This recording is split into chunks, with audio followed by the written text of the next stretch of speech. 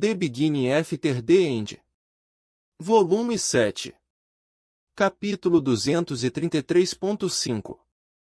Túneis Obscuros 4.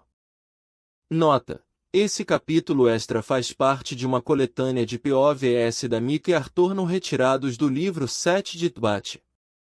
Mika e Arthur. Meus sentidos voltaram para mim em etapas. Minha audição voltou primeiro quando os sons de detritos caindo e água borbulhando encontraram meus ouvidos.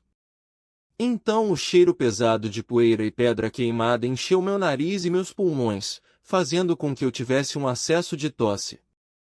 Enquanto eu tremia de tosse, senti os escombros me pressionando, me segurando tão firme quanto Black Diamond Vault. Foi também quando senti a dor.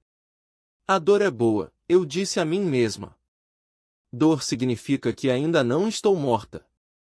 Minha boca estava cheia do gosto metálico do meu próprio sangue.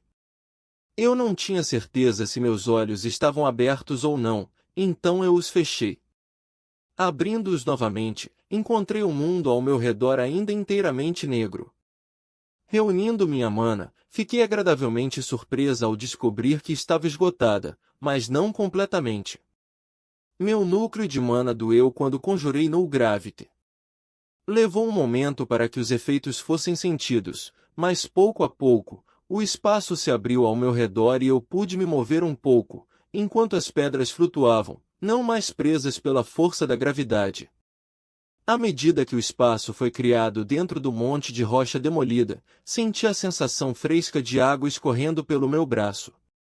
Uma luz verde fraca iluminou um pequeno pedaço de detritos flutuantes, quando um cogumelo brilhante se tornou visível.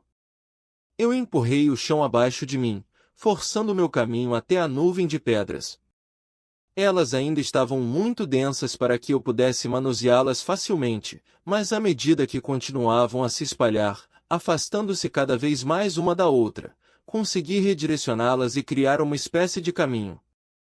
Como não sabia qual direção seguir, segui o som da água. A cratera cheia de rocha pulverizada era inacreditavelmente grande, mas eventualmente cheguei à sua borda e encontrei uma pedra sólida. Deve ter sido perto de onde o riacho corria originalmente, porque havia uma pequena cachoeira caindo pela parede escarpada e entrando na cratera. Eu empurrei o chão, deixando-me flutuar para cima, sob os efeitos da No Gravity, finalmente me libertando do nimbo de detritos. O suficiente dos cogumelos brilhantes sobreviveu à explosão para eu conseguir enxergar. A explosão havia rasgado Black Diamond Vault e as paredes do túnel, deixando um buraco aproximadamente esférico com quase 10 metros de diâmetro. Do outro lado da cratera eu mal conseguia distinguir a fissura que descia para o acampamento alacriano. Eu liberei o feitiço e estremeci com o estrondo cacofônico causado pela avalanche de pedras caindo de volta na cratera. Que legal, Mika! Vamos apenas anunciar ao mundo que sobrevivemos, que tal? Voando para uma saliência de pedra, que pensei que deveria ser o túnel pelo qual havíamos chegado, pousei em pé e tentei suportar todo o meu peso. Eu imediatamente tive que reforçar minhas pernas e costas com mana para não desmoronar em uma pilha trêmula. Inclinando-me contra a parede fria do túnel, deslizei para o meu traseiro e liberei a mana de reforço. Então, eu disse em voz alta com uma voz tão grave quanto o poço ao meu lado. Mika deveria fazer um balanço, sim. Eu levantei um dedo e olhei para ele. Minha mão inteira estava preta de poeira e sangue. Mika está viva. Eu levantei um segundo dedo. Oberle certamente está morto, coitado. O grupo de Mika também não pode ser contabilizado. Uma quantidade desconhecida de tempo se passou, embora com base na sensação de desidratação já tenha passado algum tempo. É improvável que o inimigo não tenha notado nossa aproximação. Eu tinha levantado um terceiro, quarto e quinto dedo enquanto recitava cada item. O que diabos aconteceu? Eu me perguntei. Esse era um tópico interessante para minha mente cansada, então fiquei sentada por um longo tempo e considerei as últimas palavras de Oberle, a explosão e o que a havia desencadeado. As lanças foram todas informadas sobre o interrogatório daquela mulher, Goodsky, e a maldição sob a qual ela foi colocada. Então eu sabia que os alacrianos possuíam tais capacidades. A luz corruptora, no entanto, era diferente de tudo que eu já havia experienciado antes. O que poderia ser forte o suficiente para demolir o Black Diamond Vault com um único feitiço? Eu balancei minha cabeça, imediatamente me arrependendo quando a dor irrompeu atrás dos meus olhos. Eu me empurrei para uma posição sentada de pernas cruzadas, forçando minhas costas retas, e comecei a refinar mana dentro do meu núcleo. Eu me senti melhor imediatamente, quando a atividade familiar acalmou meus nervos e tirou minha mente da minha situação atual. O que é isso? Uma voz feminina fria perguntou em um sussurro, me tirando da minha meditação. Isso é uma pessoa? Um guarda, talvez. Uma voz masculina rouca respondeu. Bem, eu disse, abrindo meus olhos e me levantando. Você estaria em apuros se Mika fosse um vigia lacriano, não estaria? Você ainda não foi apresentado ao conceito tático de uma abordagem furtiva. Olha só quem fala. Respondeu Orfeus, sorrindo para mim. Aquele barulho que você fez ecoou por uma milha no túnel. Esperávamos encontrar todos os alacrianos restantes em Darve esperando por nós. Olhando para o grupo, percebi o quão cansados e desgastados pela batalha eles pareciam. Todos estavam cobertos de sujeira, seus rostos pálidos com anéis grossos e escuros sob os olhos. 2 estavam faltando. Oberle, é claro, deve ter se desintegrado na explosão, mas o silencioso Jasper também estava ausente. Percebendo meu olhar, Tetra balançou a cabeça. Todos nós sobrevivemos à explosão, graças a você. Apenas saímos rolando pela caverna. Ela encontrou meus olhos e sorriu tristemente. Obrigada, de verdade. O que aconteceu então? Eu perguntei, querendo preencher a lacuna enquanto estava inconsciente sob várias toneladas de pedra explodida. Sar falou, sua voz mais profunda do que o habitual, quase como se estivesse chorando. Levamos 1 minuto para nos recompor, então corremos de volta para ver se poderíamos encontrá-la. Nós nem tivemos tempo de começar a remover os escombros, antes que os primeiros alacrianos aparecessem. Devia ter guardas no fundo da fissura. Caímos de volta nos túneis, lutando enquanto avançávamos, nos movendo para não sermos mortos. Esses grupos de batalha em que eles lutam são difíceis de quebrar. Acrescentou Orfeus. Mas tivemos a vantagem de estar em casa nos túneis. Alguns de seus feitiços não pareciam ser feitos para lutar aqui e nós os estávamos eliminando um por um. Um de seus feiticeiros estava lançando esses ciscos de energia elétrica azul em nós. Disse Tetra, olhando para trás no túnel. Que voavam pelo ar como beija-flores, evitando os obstáculos que estávamos conjurando para desacelerar a perseguição. Jasper estava sendo atingido por eles, um deve ter quebrado sua mana protetora, e ele caiu. Mas eu peguei o maldito. Rosnou Cobel. Derrubou meia montanha em toda a sua maldita equipe. Quanto tempo desde a explosão? Eu perguntei quando os outros ficaram em silêncio. Quase 2 dias. Respondeu Sar. 2 dias. Muito tempo para os alacrianos terem feito as malas e saído, ou eles podem ter passado o tempo fortalecendo sua posição e se preparando para nós. Não saberíamos se não descêssemos até a gruta. Quantos soldados deles vocês mataram? Pelo menos 12. Respondeu Tetra. Talvez 15. Então eles pararam de perseguir e recuaram. Do ponto de vista de Mika, pode haver outros 15 ou mais magos esperando por nós no fundo daquela fissura. Apontei para trás, através da cratera para a fenda na parede, claramente delineada agora pelo brilho verde azulado lá dentro. Talvez apoiados por uma foice. Supondo que o inimigo não tenha recuado desta posição, eles certamente estarão esperando por nós. Pessoalmente, Mika acabou de tirar uma soneca de 2 dias e se sente maravilhosamente preparada, mas vocês estão prontos? Disseram Orfeus e Sar juntos. Sim, acrescentou Cobel. Tetra apenas assentiu, sua expressão era de determinação. Ah, isso que é uma verdadeira coragem de anão, pensei com um sorriso. Sem perder tempo, atravessamos a zona de explosão e rastejamos de volta para o outro lado e para a rachadura na parede, tomando cuidado para evitar os fungos luminosos crescendo por toda a parte. Como Oberle havia dito, era cerca de 300 metros até o fundo. No final da fissura, encontramos uma posição fortificada como um posto de guarda, mas não havia ninguém cuidando dela. Saímos do túnel com cuidado, usando o posto de guarda e as colunas naturais que sustentavam o teto alto como cobertura. A caverna tinha quase 100 metros de comprimento e talvez 80 metros de largura. Uma lagoa preenchia quase um terço desse espaço, no entanto. Barracas e fogueiras foram montadas do outro lado da caverna, enquanto a extremidade mais próxima de nós continha fileiras de caixotes e barris. O teto da caverna tinha 15 metros de altura e era inteiramente coberto por estalactites. 30 soldados alacrianos estavam em posição de sentido perto do centro da caverna, claramente organizados em grupos de batalha de 3. Eles ficaram parados como estátuas, de frente para o nosso lado da caverna. No entanto, não deram nenhum sinal de que nos viram entrar.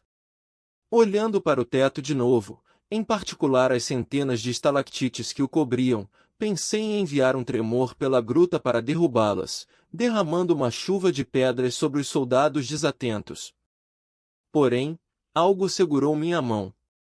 Por que eles desistiram de sua busca?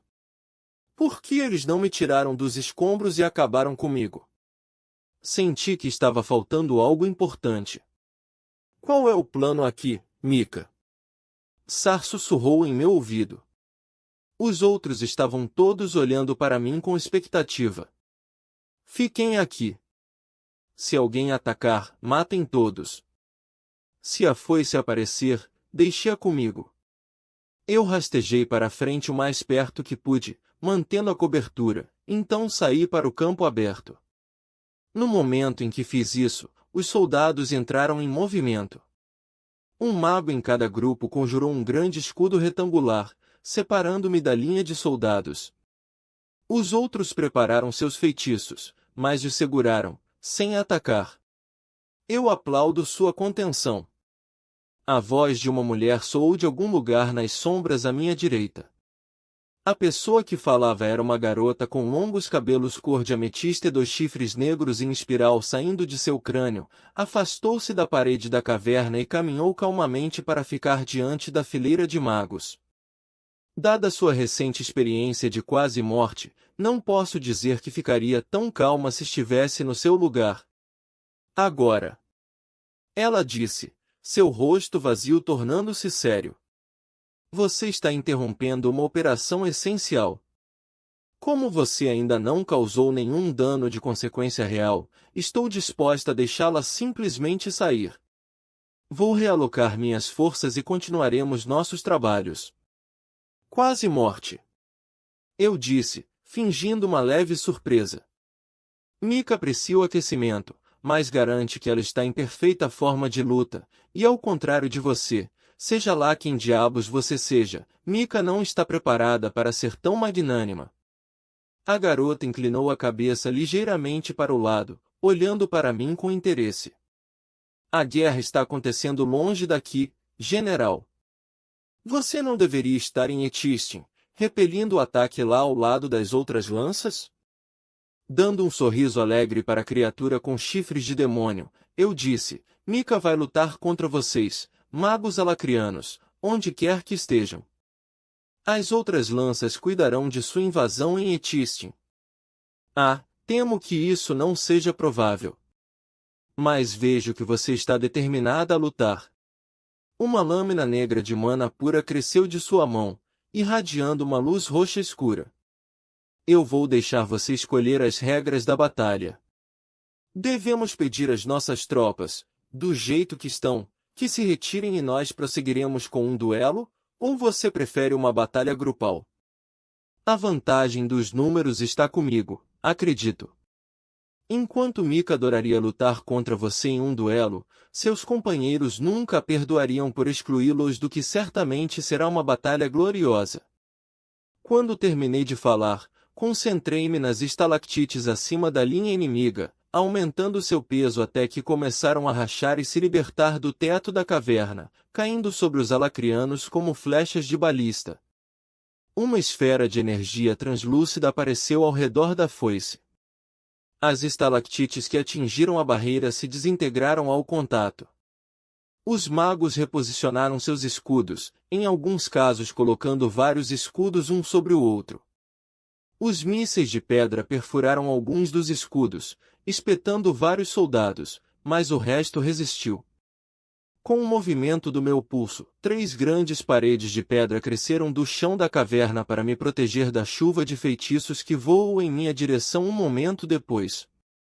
À medida que os ataques dos inimigos impactavam as paredes, senti feitiços começarem a voar por trás de mim em direção aos alacrianos. Meus aliados lançaram uma saraivada própria. Um feixe de luz negra atravessou a pedra e eu me abaixei bem a tempo de evitá-lo, enquanto a cortava da esquerda para a direita, passando logo acima da minha cabeça. As paredes de pedra se separaram e caíram no chão com um estrondo. Um instante depois, os 3 blocos pesados avançaram em direção à foice enquanto eu mudava a gravidade em torno deles. O primeiro atingiu sua barreira protetora diretamente e foi quase inteiramente desintegrado, mas o segundo e o terceiro apenas resvalaram na esfera, passando por ela para atravessar a linha de soldados, achatando 2 grupos de batalha. Um orbe de mana pura estava se formando na ponta da espada da foice, mas ela parecia estar mirando além de mim em direção ao meu time. Sabendo que não tinha muito tempo, comecei a condensar a gravidade em um pequeno ponto 3 metros à frente dela. O suor escorria na minha testa e havia uma pontada de dor no meu núcleo de mana, enquanto eu lutava para conter a força crescendo dentro daquele espaço. Assim que ela lançou o orbe destrutivo, eu completei a conjuração da Singularity. Um poço de gravidade maciça apareceu no ar na forma de um buraco negro no tecido da realidade. O orbe passou pela singularidade, mas o efeito gravitacional foi forte o suficiente para tirá-lo significativamente do alvo. Então, quando colidiu contra a parede mais distante da caverna, florescendo em um campo de desintegração de 3 metros de largura, estava longe de Orfeus e os outros. Várias das tendas se soltaram de suas amarras e foram arrastadas para o poço de gravidade. A água começou a subir da superfície do lago e rodopiar em torno do feitiço, enquanto atrás de mim caixotes deslizavam pelo chão em direção ao buraco negro. A foice parecia estar resistindo amplamente ao efeito. Atrás dela, os magos lutaram para se manter no lugar. 3 falharam e seus pés cederam, então foram puxados para a Singularity, onde foram esmagados. O campo translúcido de mana ao redor da foice deslizou dela, movendo-se para conter o buraco negro. O escudo se contraiu até ficar do mesmo tamanho e formato do meu feitiço, então desapareceu, levando a Singularity com ele. Ela de alguma forma anulou minha magia. Passos estrondosos atrás de mim chamaram minha atenção para uma investida de meus aliados. 2 golems, cada um com 3 metros de altura e empunhando um enorme machado de pedra, avançavam em direção à linha inimiga. Entre eles, uma cobra de 6 metros de comprimento feita inteiramente de lava, ondulava para frente e para trás para se impulsionar a uma velocidade surpreendente. Minúsculo ao lado dos golems imponentes, Cobel seguiu o ataque. Ele havia se envolto inteiramente em placas brilhantes de vidro vulcânico, e ao seu redor havia uma nuvem rodopiante de lâminas finas e afiadas. Uma lança de gelo estilhaçou-se contra um golem, enquanto uma bola de relâmpagos crepitantes colidiu inofensivamente contra o outro. Várias balas de mana negra perfuraram a cobra de magma, mas a lava simplesmente fluiu de volta ao lugar enquanto avançava. Vários dos alacrianos restantes, todos com feitiços de combate físico semelhantes aos de um ampliador, avançaram para enfrentar nosso avanço. Eu me preparei para deixá-los de joelhos com o Gravity Hammer, mas fui forçada a desviar de uma flecha negra de mana projetada pela espada da foice. As duas forças colidiram. A cobra de magma atingiu, engolfando um mago alacriano.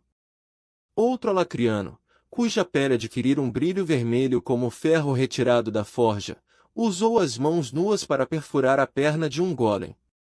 A pedra derreteu onde ele a tocou e o golem desmoronou. O segundo golem se jogou contra a foice, mas sua lâmina de mana o cortou sem esforço. 3 magos inimigos cercaram Cobel, rosnando e silvando como bestas. O ampliador nem sequer diminuiu a velocidade enquanto passava por eles, suas facas girando cortando-os em tiras. 4 escudos translúcidos apareceram ao seu redor como uma jaula, impedindo de alcançar a retaguarda inimiga. Vendo a foice se virar para ele, conjurei 2 mãos gigantes de pedra, uma do chão sob seus pés, a outra do teto. Ela foi erguida no ar, mas antes que as mãos pudessem esmagá-la entre elas, sua barreira esférica reapareceu e as mãos se desintegraram onde as tocou, deixando-a flutuando no ar. O alacriano de pele brilhante se jogou contra a cobra de magma. Ele parecia imune ao calor da lava, mas não podia causar nenhum dano real ao construto de Tetra, pois ela fluía de volta mais rápido do que ele conseguia separá-la. Cobel estava martelando os escudos que o seguravam no lugar. Sara e Orfeus estavam tentando reconstruir seus golems. Eu podia ver as peças se encaixando enquanto os golems se esforçavam para se levantar, e Tetra estava atacando a foice com sua cobra de magma, que ficou menor a cada ataque, à medida que a barreira destrutiva desintegrava o construto pouco a pouco. A espada de mana da foice cresceu, alongando-se e dividindo-se em vários feixes individuais e se transformando em um chicote de muitas caudas de energia negra. Ela atacou o construto, que se dissipou onde o chicote o tocou. No mesmo movimento, ela balançou o chicote em um arco em direção ao nosso lado da caverna. Cada cauda do chicote se endireitou e se tornou uma lança. As lanças, cada uma um raio brilhante de luz negra viva com fogo roxo, voaram para longe dela em um padrão de hélice, perfurando qualquer obstrução, até mesmo as paredes da caverna. Eu rolei para fora do caminho de uma lança e conjurei uma cortina de gravidade aumentada entre a foice e minha equipe, esperando forçar as lanças para fora do curso. Observei com horror enquanto elas passavam pela cortina sem diminuir a velocidade, depois os perdi de vista enquanto perfuravam os caixotes e colunas onde os outros haviam se abrigado. Diante de mim, a cobra de magma, agora com apenas metade de seu tamanho original, perdeu sua forma, tornando-se nada mais do que uma poça de lava esfriando. O alacriano brilhante uivou em vitória. Girando a gravidade em torno dele, virei a sala de lado. Seus pés escorregaram e ele deslizou pelo chão áspero, procurando um apoio para as mãos, até mergulhar no lago. A água assobiou e estalou quando sua carne superaquecida foi submersa. Os golems de Orfeus e Sara avançaram em direção aos alacrianos restantes. Um esmagou o lançador de raios com um punho enorme e chutou um segundo. A mulher caiu e um dos escudos que seguravam Cobel se desmaterializou. O segundo golem balançou seu machado no mago atirando balas de energia negra, mas um escudo apareceu sobre ele, desviando o ataque. O golem deslizou seu machado ao longo do painel de mana, transformando o golpe aéreo em um corte cruzado que dividiu o conjurador de escudos. Várias balas negras perfuraram o golem enquanto o mago sobrevivente se arrastava para trás, mas não foi suficiente para impedir que o machado caísse sobre ele uma segunda vez. Nenhum escudo apareceu para salvá-lo. Embora eu não a tenha visto fazer isso, a foice havia reformado sua espada de mana. Ela apontou para cada golem e lançou 2 raios de luz negra. Onde os raios impactaram os golems, eles explodiram em esferas de 1,5 metro de energia roxa escura que desintegrou tudo que eles tocaram, obliterando ambas as construções. Vendo seu terceiro alvo, gritei: Cobel! Abaixa! E voei em direção à foice, formando um enorme martelo de granito em uma das mãos. Cobel, que acabará de despachar o mago da lança de gelo, pulou para o lado, mas era tarde demais. O raio negro o atingiu bem no peito, mas, ao contrário dos golems, o raio resvalou, explodindo a 3 metros de distância e matando os 2 últimos soldados alacrianos. Mal tive tempo de registrar a sobrevivência de Cobel quando me aproximei da foice, enfiando meu martelo de granito, que eu tinha envolto em mana, em sua barreira protetora. Senti o escudo brilhante corroendo minha mana. Ainda assim, eu ataquei de novo e de novo e de novo, cada vez sentindo meu núcleo de mana sendo drenado. Cobel apareceu atrás dela, jogando suas lâminas de vidro vulcânico em suas costas. Elas se desintegraram em contato com a barreira. Sara e Orfeus atacaram com construções de pedra semelhantes a javalis gigantes e entraram na barreira com lanças de granito.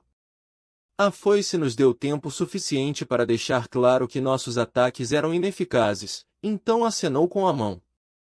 Seu escudo se partiu em dezenas de partículas de energia negra e roxa.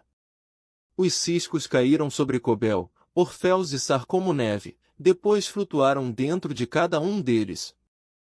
Todos os 3 desmoronaram, sua magia se transformando em pó, deixando-os inteiramente expostos. O demônio com chifre sorriu para mim e sua arma desapareceu. Incerta, voei vários metros para trás, pairando no ar. Ela acenou em direção ao chão e então flutuou para baixo até que ela estava novamente no chão. Fiz o mesmo, embora não tivesse abaixado minha arma. Basta! Disse a foice com naturalidade. Nós terminamos aqui por enquanto. Você ficou sem tempo. O que você fez com os outros? Eu exigi, recusando-me a morder sua isca. A batalha em Etistin está indo mal. Mesmo agora pode ser tarde demais para você intervir. Ela me olhou com tristeza. Essa luta acabou. Mika pode fazer isso o dia todo, senhora. O que você fez com eles? A foice franziu a testa para mim, a maior emoção que eu vi em seu rosto desde que a batalha começou. Amaldiçoei eles, como eu amaldiçoei o garoto que trouxe vocês aqui.